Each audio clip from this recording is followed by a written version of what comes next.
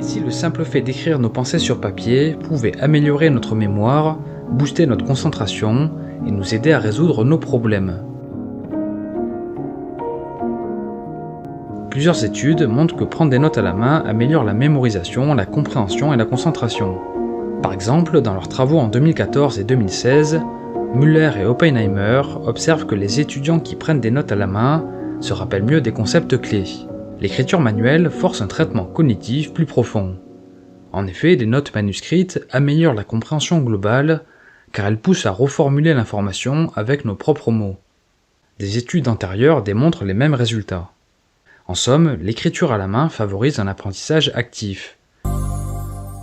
Et un stylo.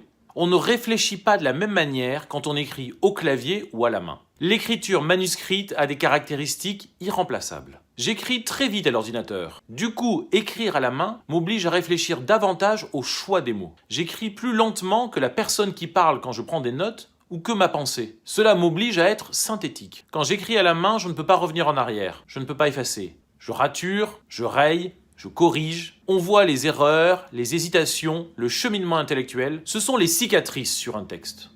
Et c'est beau. Quand j'écris à la main, il n'y a pas de correcteur orthographique ou de Google pour tricher. Je dois faire fonctionner ma mémoire. La graphie révèle la personnalité de celui qui écrit.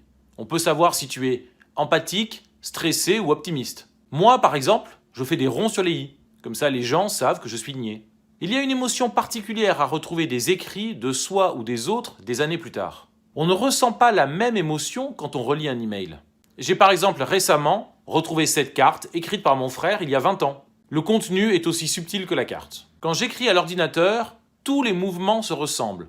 Une touche égale une lettre. Alors que quand j'écris à la main, chaque lettre est associée à un geste particulier. Je fais travailler mon corps, mon bras, ma main, mes doigts. J'ancre les mots dans la mémoire du corps et pas uniquement dans ma mémoire visuelle. Sur ordinateur, je ne peux écrire qu'en script, alors que symboliquement, l'écriture cursive relie les lettres entre elles.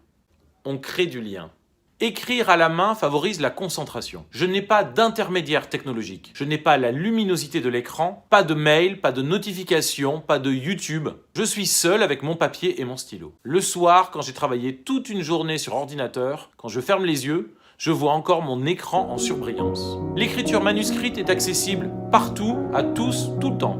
Pas d'électricité, pas de Wi-Fi, pas d'ordinateur, pas de cookies sur Google. Elle peut nous sauver. C'est ce que dit Gauvin Cers dans sa chanson L'inattendu. J'avais qu'une serviette en papier quand j'ai croisé l'inspiration.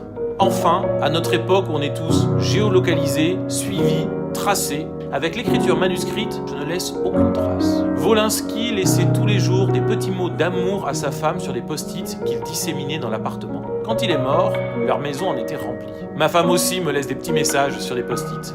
C'est tellement romantique.